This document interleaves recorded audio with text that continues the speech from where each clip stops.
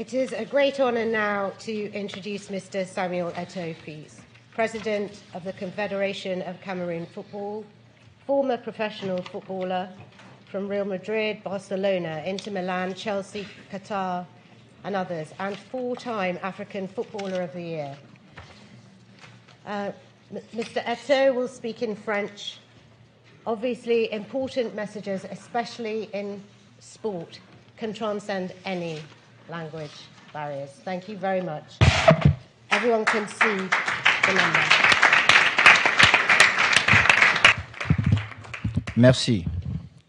Monsieur le Président de l'Assemblée générale, Vos Excellences, Mesdames et Messieurs, permettez-moi de m'adresser à vous en l'une des deux langues nationales de mon pays, le français, pour partager avec vous une partie de mon histoire à travers le discours que je vais lire tout à l'heure, parce que j'ai été jeune, exposé au sujet dont nous parlons ce matin. Mesdames et messieurs, je prends la parole ici en tant que président de la Fédération de football, mais aussi et surtout en tant qu'ancien footballeur africain. J'ai été jeune, j'ai rêvé moi aussi d'un avenir de footballeur professionnel en Europe. J'ai vécu les péripéties du départ en exil professionnel.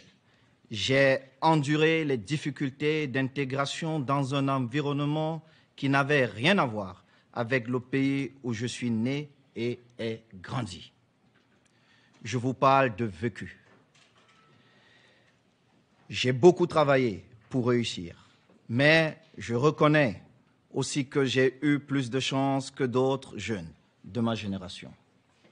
Selon l'ONG Foot Solidaire, 6 000 mineurs quittent chaque année l'Afrique pour tenter leur chance en Europe. J'aurais pu être l'un de ceux qui n'ont pas réussi leur pari. J'aurais pu être pris au piège de faux agents de joueurs ou d'un réseau de passeurs sans scrupules. J'aurais pu rater tous mes tests et me retrouver sans papier comme beaucoup de jeunes en quête d'avenir. Ce sujet me tient à cœur, vous l'aurez bien compris, parce qu'il parle de moi, d'un destin funeste qui aurait pu être le mien. Mesdames et messieurs, sans éluder les autres sports, je vais m'appuyer sur mon expérience dans la discipline que je connais le mieux, le football.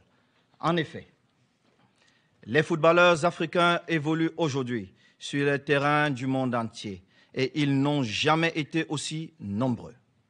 Selon une enquête du Centre international d'études du sport français, ils représentent 23% de l'ensemble des joueurs de première division en Europe.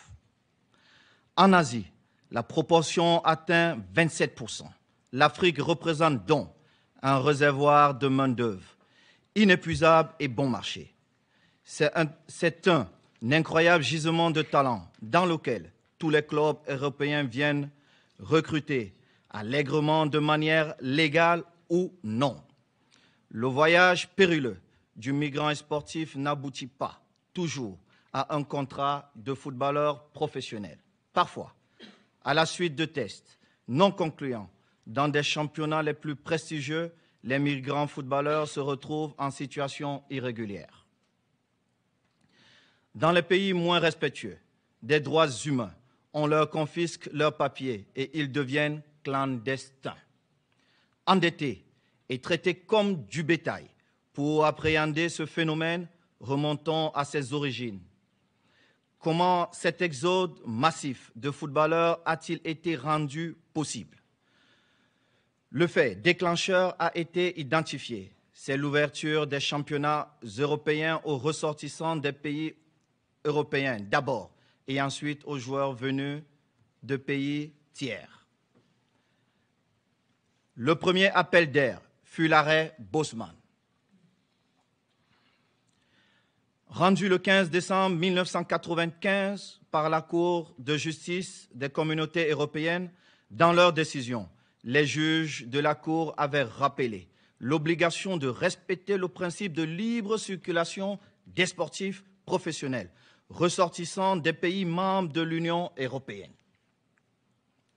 Cet arrêt supprima d'un trait de plume les quotas limitant le recrutement des joueurs entre pays de l'Union européenne. Le deuxième appel d'air est une jurisprudence intervenue 7 ans après l'arrêt Bosman. Il s'agit de l'arrêt Malaja, prononcé le 30 décembre 2002.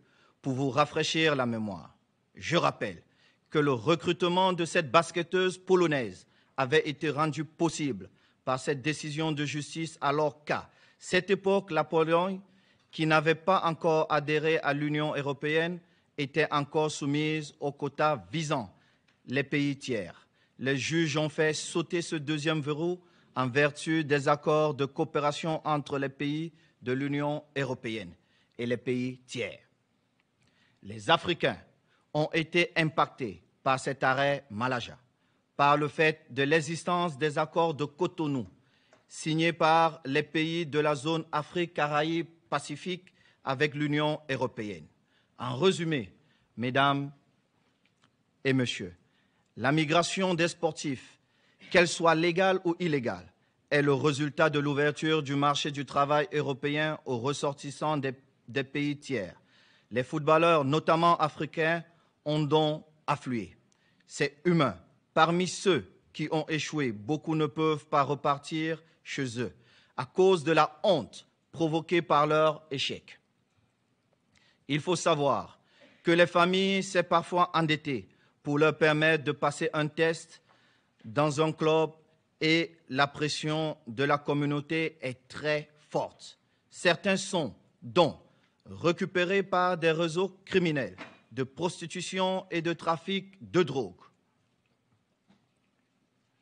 Mesdames et messieurs, sur incitation de l'UEFA, la FIFA a adopté un règlement sur le statut et le transfert des joueurs dont une mesure a été adoptée interdisant le transfert international des joueurs de moins de 18 ans.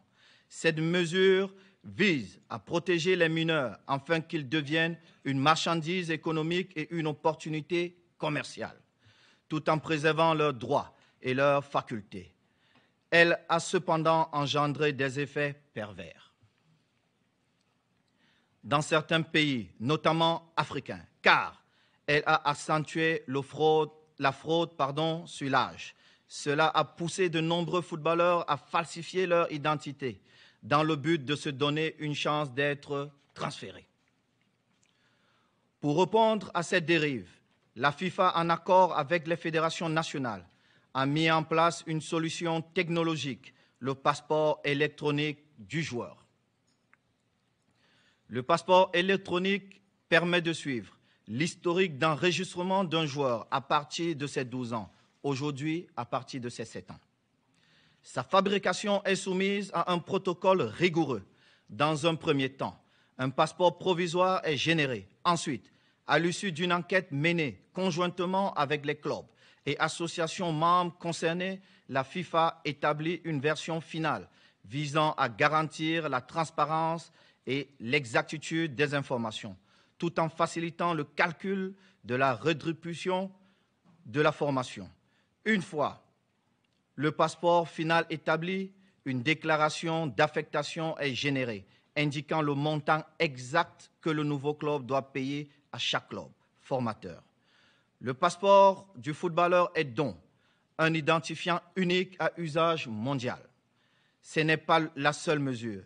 Depuis le 1er juillet 2020, les associations membres sont tenues de mettre en place un système d'enregistrement électronique des joueurs et joueuses, ainsi qu'un système national de régulation des transferts nationaux. Ces systèmes doivent également être intégrés à TMS, la plateforme spécialisée au service d'identifiant Connect, à l'interface Connect de la FIFA. À la Fédération camerounaise de football, nous exigeons la présentation d'une carte nationale d'identité comme préalable à la délivrance d'une licence de joueur, y compris pour les mineurs. Le processus numérisé de la fabrication de cette pièce d'identité réduit les fraudes à l'identité. Ces mesures commencent à produire leurs effets dans la régulation de la mobilité des sportifs. Mais on peut faire mieux. Il est possible d'éradiquer ce fléau, notamment en adoptant la biométrie. On pourrait délivrer une carte d'identité du footballeur comportant des données biométriques, stockées dans une carte à puce et dans un fichier centralisé à la FIFA ou ailleurs. En effet, si les empreintes digitales ou une autre donnée biométrique performante figure sur la carte à puce, le gain en sécurité est meilleur. Il reste à régler les obstacles juridiques liés à la protection des données personnelles.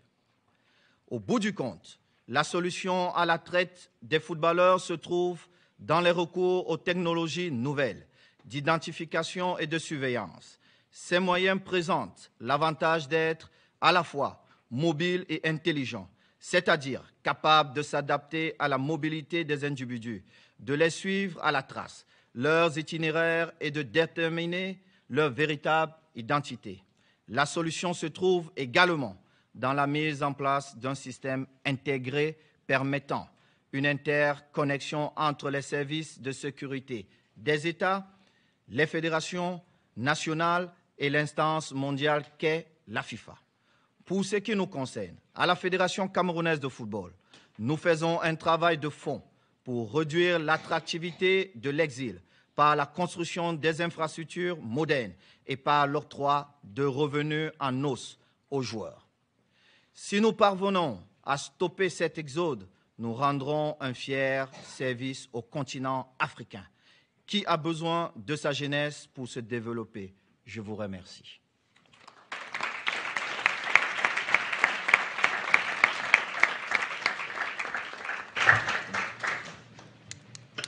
Thank you.